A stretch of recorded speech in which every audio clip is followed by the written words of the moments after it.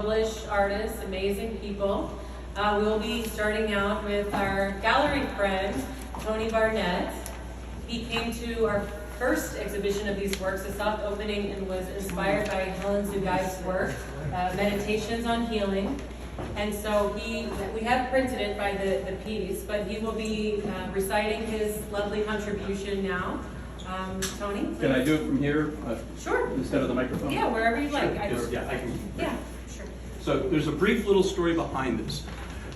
That is this, that when I met Helen the very first time, we were standing by the painting over there, and she was telling me about the history and how it came about in her time in Beirut and the details of that August 4th day. While she's talking, I pulled out my phone and started writing the piece I'm about to read to you. Now, after a little bit, Natalie came over and she said, "Yeah, why were you sitting there just locked and playing on your phone while she was talking?" Okay? And I said, "Oh, I just wrote a poem. I wrote this," and I handed it to her. That culminated in tonight, where now I'm able to share it with Helen for the first time. Thank you. Because she told me she didn't want to read it at the time. Yeah, I want to hear you. You want to hear me say it. Yeah. So, the piece is called Shards of Beirut. A clear day in August with heat growing. A sudden thunder racked the country. Life stable but unsure, essence dreaming future.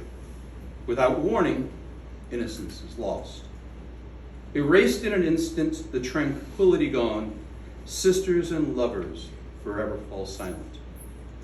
Buildings collapse while others stand deformed, for miles around glass shards ravage. Furniture blown into the streets with rubble, interiors torn apart, bodies permanently scarred. A once picturesque view is now but a remnant. Empty windows no longer reflect a beauty. Blood flows from faces young and old exposed, gore-soaked clothing and crimson hands reach.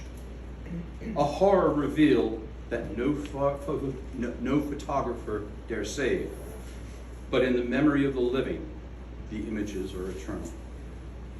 Works of imagination, once admired, may be lost forever.